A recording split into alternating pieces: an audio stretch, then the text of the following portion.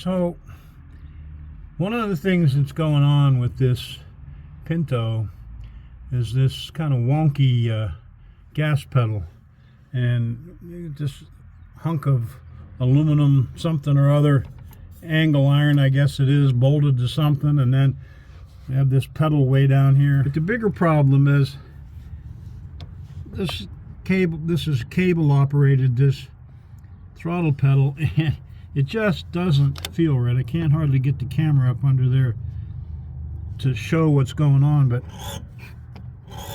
hopefully you can hear that sort of sawing business going on every time you push on the throttle cable.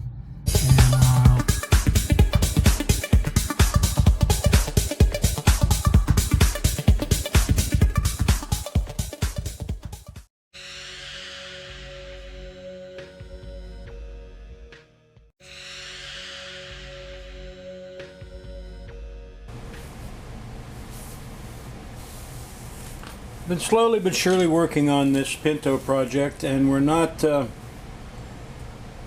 making a lot of progress. Apologize for not getting videos out on a timely basis, but this project's a little different than most of them. You may remember we acquired this car at an auction, and it was sort of quasi, whatever you want to call it, done, but not really done. And what we've spent the last 20 videos doing is fixing things or redoing things the way I thought they should be done, not necessarily the right way. Everybody has their version of the right way, but you know, just doing things that way things made sense to me. We cleaned up the exhaust system and got that done and looking pretty good. And we moved on here to one of the things that's been driving me crazy from the beginning, and that is the gas pedal. The gas pedal is kind of an abomination all by itself. Kind of hard to see. We finally, after literally about 3 hours it took us to try to get this piece out of the car. And you know, I hope this video doesn't turn into a rant, but it might. But let me just say that when you do something, when you do one of these projects, when you build a car, you know, think it through. I think this guy built this car from the inside out. And when I say that, what I mean is I think he just kept doing things and then doing more things around what he'd already done, adding more stuff to the point where the first thing that he put on, let's say, was the gas pedal, you can't get at it and work on it. You can't get it out. You got to take half the car apart to do a simple task. And everywhere I look, everywhere I turn, things are bolted together, and tons of brackets and arms and rods, and I just don't get it.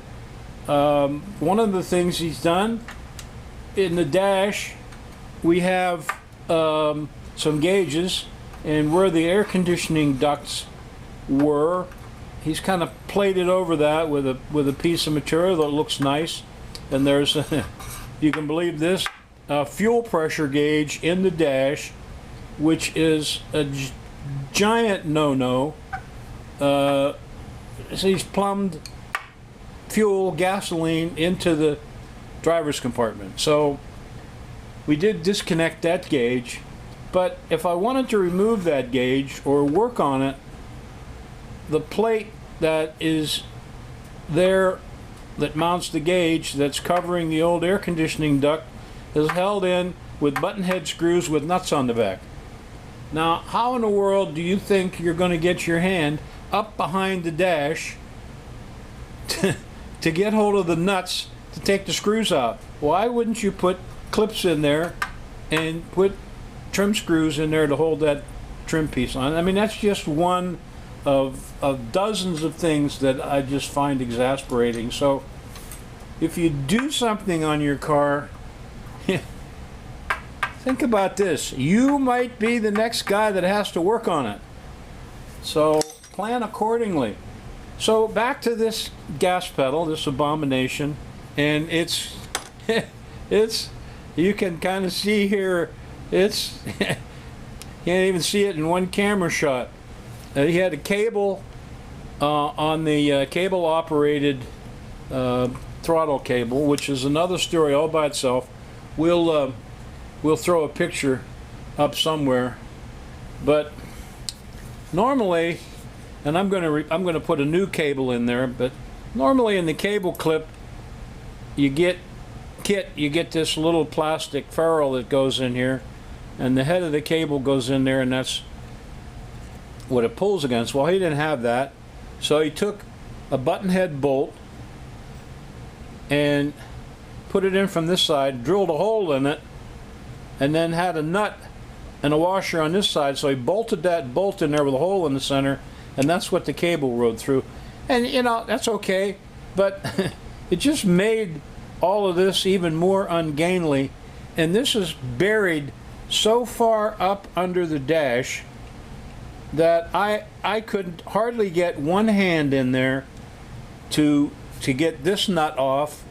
And then there's a U-bracket that bolts to the firewall, and this essentially sits in that U-bracket, and then he's drilled a hole through this aluminum block. It's all aluminum with this big long piece of extruded aluminum angle welded to it. And they drilled a hole all the way through that and welded this side to this bolt. It's creative, but this screw is a Phillips screw. Now, he could have used a hex head screw, he could have used an Allen screw, he used a Phillips screw. How the hell are you going to get a Phillips screwdriver up under there to take that screw out? Well, I had to ask myself that question. I did get it done, but you know, a set screw would have been fine, or an Allen screw, something easier.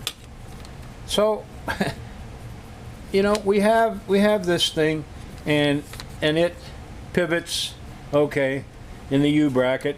I couldn't even begin to figure out how to get the U-bracket off the firewall, because you'd have to take the whole dash assembly out of the car to get access under there. So we're going to try to make this work, and see if I can get this screw back out of here. So essentially you see that you have that, the whole thing pivots. You have a hole all the way through the center there. And part of the problem is that the relationship between these two arms is not real spiffy. It almost, you know, wants to be clocked around this way a little bit more, or clocked around this way. I'm going to have to look at that. But the real problem was that this point where the cable pulls is about an inch below where the cable comes out of the firewall. So this is our new cable kit. So instead of being a straight pull like that, it's like this, to the point where you're already pulling downhill, trying to pull the cable downhill out of the housing. And then on the other side it had a big S-curve in it. It's just unbelievable. So, you know, I'm rambling on here, but what we're going to do to begin with is this arm here, and what he's done is taken the little tip of the stock pedal and welded it on there. But the piece that he's welded it to is a little bit overkill, so I'm going to have to try to grind this down, clean this arm up a little bit, just so it takes up less space under there, because this thing is so big that even with the nut off, I had to slide this out of the U-bracket, and I couldn't couldn't slide it far enough this way because this big hunk of metal hits on the floor hump, and this up here hit on some brace that he put in there, so I couldn't even get the thing apart. So I'm going to clean all this up and then try to figure out the proper angle. And I hate like hell to put another hole in that bolt, because that's not, you know, not going to be the strongest thing once you put another hole in there somewhere else, you know, clocked a little differently. I may look to see if I can just, you know, maybe move it a little bit and then put a set screw in there, which would be a lot easier to deal with. But and then I'm going to have to do something with this. I mean, I'll post a picture, like I said, up that shows how this is in the car, and you'll see why you need this big long arm here to get down from under the dash. But you know, this is the kind of stuff I'm trying to clean up. In a normal world, I would have just thrown this away and start all over again. But the problem is I can't get at the rest of it to get it out of the car, so I'm gonna have to modify this to make it work the way I want. And it's just it's exasperating, to say the least. Okay, well, that's my rant. Tip of the day: think about what you're doing when you work on these cars, because, man, it just, life is tough enough. On a side note, I did buy this spiffy battery-powered 3/8 drive ratchet, and we'll try to do a review on it here shortly.